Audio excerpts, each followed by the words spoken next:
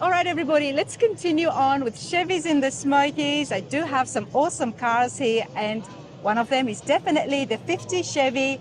Aaron, thank you so much for joining me. Oh, you're welcome. Good to have you, Aaron, here from Watkins Restorations. Watkins Restorations, Powell, Tennessee.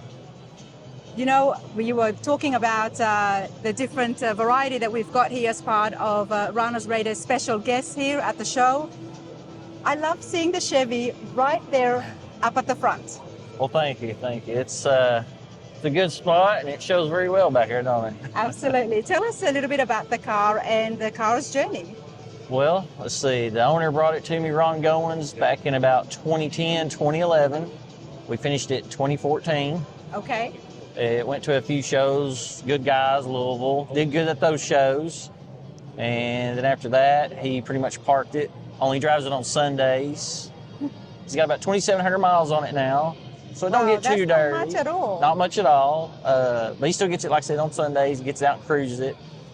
And then, yeah, it's about a 12-year-old build, so. You know, I was so surprised when you sent me pictures of it that it was done that long ago because it really looks, I mean, the paint looks immaculate. Oh, thank you. He's took pretty good care of it, and it's held up good. It's all PPG, so their stuff holds up really good. Yep, they do. Yeah, it actually, the colors start off as a House of Color, Majestic Blue Pearl, but since I didn't use their brand, but we liked that shade, we actually had it scanned by PPG. Yep. And they were able to do that. Yeah, we was able to copy the color and well, I guess House of Color would not have been too happy about it. Well, I mean, they make good stuff too, and I've used it for other projects, but they weren't my main supplier. Right. Not here in Knoxville at the time, so I have to go with the people that supply me, and you know, I've got their clear coats, their products we use, their line, so it's just easier to get their color mix. Fair enough. So, but yeah, it's actually started off as House of Color, Majestic Blue Pearl.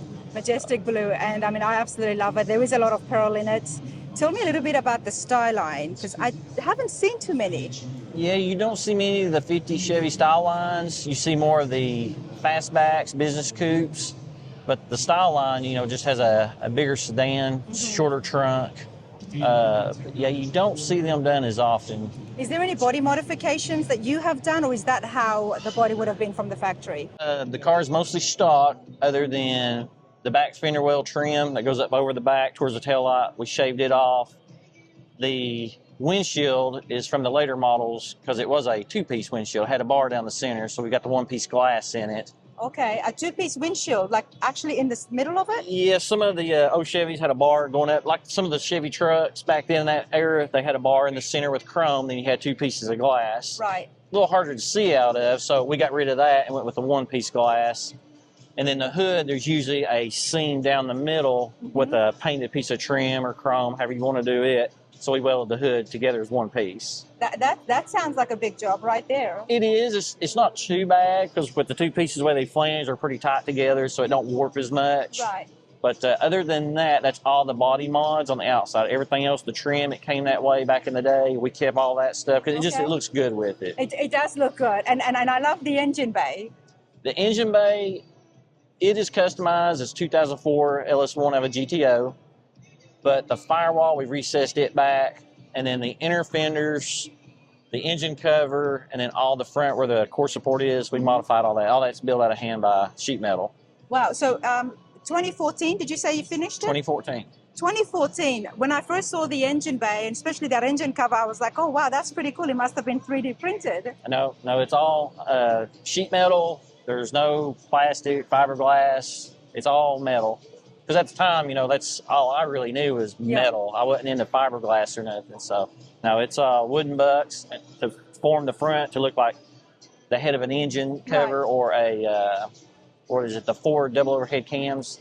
So we just wanted to look wider in there because everybody was doing LSs at the time, but they're just not pretty with the plastic covers on them. I have to agree with you. I don't like the plastic cover at the top either. No, they just don't look as good. So we want to hide all that wiring.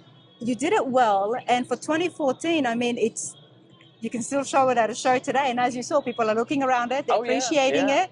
It's a brilliant build. I mean, that tells us a lot already about yourself as a builder. Aaron, how long have you been building for? Well, I'm 44 now, and I started when I was 15 doing it as a hobby. Okay. In about 2008, a good friend of ours, Ed Jeffries, he owned Knox Brick in town. He wanted us to do a 46 convertible Ford on the side. So we did it, and then after we got done, everybody said, hey, build me one. Do this one, do this one. So it became a business instead of a hobby. You know, this is why I'm so glad that Aaron is able to join us from Watkins Restorations right here in Knoxville, everybody. This was a hobby for you, but you're pretty good at it.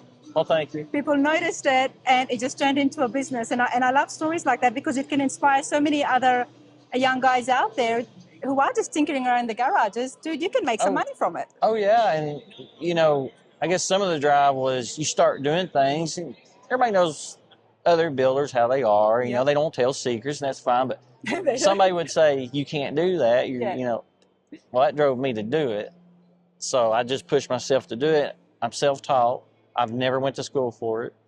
So I've had to just learn on my own. But then there's been some shops locally that you run into guys and they start helping you, they notice you, and that's really helped.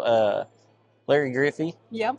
He was one of the ones, you know, he talked to me when I was young, so that. Very smart man, amazing builder, great painter, Larry. And oh, yeah. He's retired now, but he is. I've seen some of his cars and does phenomenal work. Oh yeah. And like so I said, he's got an eye. So if he noticed that, you know. Oh, yeah. And, you know, you listen to those guys. When they tell you something, you listen to it. But, yeah, he was one of the ones that he would actually talk to me when I was young, and that drives you to keep going. So that was good. And this Chevy here, this would have been one of your earlier builds. It was. For a business, when I started, this was the third one out of the door.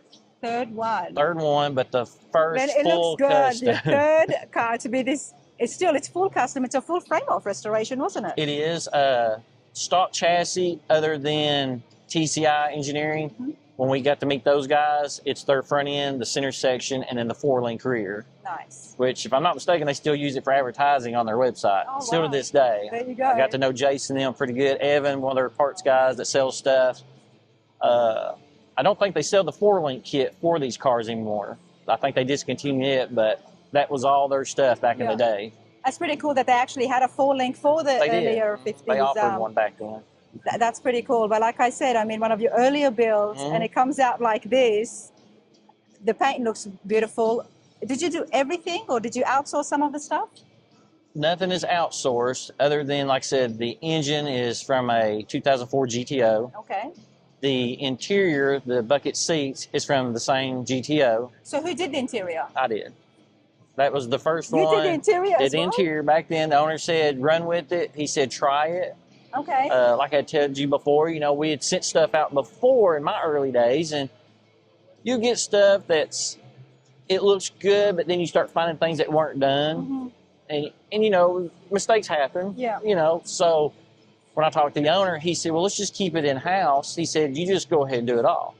So I went and bought a commercial sewing machine. Did you know how to operate one of those? I didn't. But we had went into town and went to one of the small sewing shops. Right.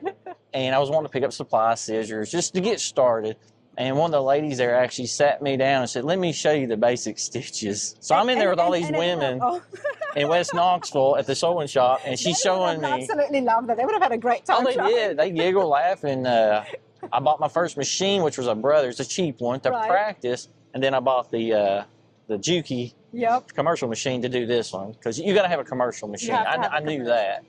Okay. So I just started stitching it, and dude, I absolutely love that because look, you know, I don't want to get off track, but recently I had a whole samples of Moore and Giles leather sent to me, and I was like, I don't want to give these back. And they're like, we won't take it back if you can do something with it. So I'm so tempted to actually learn how to operate a sewing machine. I can sew everybody by hand, but not with a machine. It's not as bad as you think. Okay. I think the fear is messing up. Once you mess up, you learn from it. So you just do another one, or you just learn how to fix it, and you get better and better and better. So much talent, honestly. Watkins Restoration, everybody, right here in Knoxville, as I said. Aaron, this car, you did a full frame off. It's the third car out of your shop. It was. And not only that, you did the interiors. I mean, you have to love clients like that. I do. I hate to call them customers or clients because so far they've all become best friends. Ron, we hang out. He still comes to the shop. We go eat lunch. We go do things together. He came up yesterday just to even see the car out again, cleaned up. So it's, I hate to call them customers or clients, but they trust me with their car, and I try to do the best I can or how I was going to do it for me. That's all I do. He obviously saw the talent in you to trust you so early on and to tell you, you know what, just go ahead with it. And you did him proud because those interiors look really good. First interior job, and you did that all by yourself with no experience. That is really amazing. Yeah, just all I can tell people is get in and do it. Don't be afraid of it. Everybody, I did meet Aaron earlier. I think it would have been about a good 2 years ago. We've seen a couple of your cars before on the channel. One of them that stuck with me was definitely the Plymouth. The 36 Plymouth. The color, I'm never going to forget that car. And I do forget cars. Yeah, it was green. It was green. It was green. That one was the second interior, and the convertible top, I built it from scratch. I couldn't find anybody to do it at the time. I think they were just afraid because I'd already painted it and done some stuff. And I get it. You take it to a upholstery shop, they do want to do the whole thing, but since I had one under my belt, I went ahead and built that one and did the convertible top from scratch. So that was my first convertible top on that 36. Wow. And I've said this before, that my earlier interviews, I never dwelled in as deep as I like to now. I mean, for my own curiosity as well, because I don't think we covered that you did the interior yourself. I have seen that Plymouth properly after our interview. It was at Restoration Warehouse, which has been on the channel before as well. And when you look at it, that is a beautiful build, very high end, and it's the epiphany of just, you see it, it's an absolute show car. The lights, the interior was a camel brown off memory. It was a camel brown, black top. And you did that, and you made the top from scratch. Everything, the door panels, the seat foam, everything. That was a full scratch, seats and everything. Wow. Whereas this one was the stock seat. And I remember it had a stance as well, like it had a bigger rake to it. It did, and it was on adjustable coilovers. It wasn't on air or nothing, so you could adjust it to the rake you wanted. So if you did change the wheel sizes, because I think Dustin ended up putting some chrome reverses on it, or that's probably the wrong name. That's the old school name. What was mags or slotted mags? So he adjusted it to fit those tires. Because it was definitely a lot lower, but definitely a beautiful, beautiful build. I cannot believe that you did that all on your own. Aaron, how big is your team at Watkins Restorations? Well, at the time, it was me and a best friend of mine, which he's currently back at another job, and my dad. That's it. Wow. And if I needed extra hands, the owners would come by, they'd pitch in. Or Ron, that has the blue car, he'd come over and help me put stuff on the 36. Like I said, they all become friends. I'm going to put a link, everybody, so you can have a look when I'm inside Restoration Warehouse, because that video does it better justice than even here at the Lacan Center from a few years ago. And it would really give you a good idea, as well as the Chevy that we've got here on the screen. But in addition to that, this is now later on. You've refined it so much more. But the Plymouth, you have to check it out. The interior, the paintwork, everything is just, it's absolutely phenomenal. Aaron, what are you working on these days? Well, right now that I've got a new guy that works for me, Jeff Young. He's a good young kid. He's like me, eager to learn. He actually teaches me stuff too I don't know. We're actually building a 78 Bronco for the owner of the Bronco and the Jeep Invasion shows up here. So we're doing his.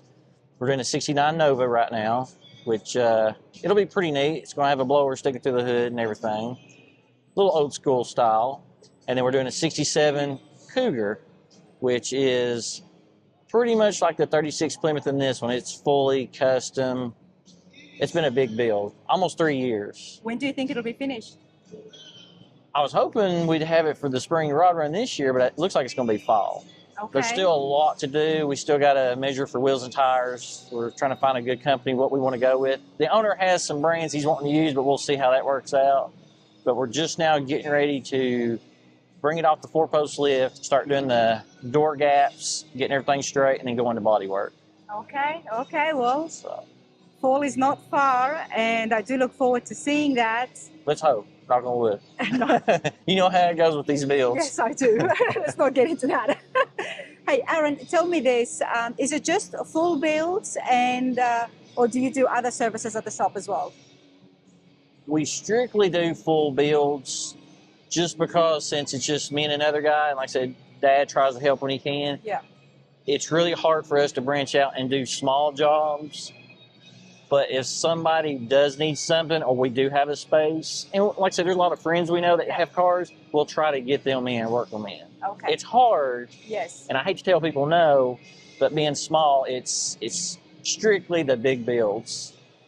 And you got them, long term, because that pays the bills. Yes, that's true. But if we ever did expand or get more people, which I don't know, we might one day, then we could take in smaller services and stuff like that. I always like to let people know, because I'm a local here, and it's good for people here from Tennessee to know as well exactly what is around town, especially Watkins Restorations. You beautiful builds. I'm so glad that we've got you here. The 1950 Styline, everyone. Mm-hmm. Hey, Aaron, I do appreciate it. Thank you. I appreciate it too. Thank you. Absolutely. Let's continue on, everybody.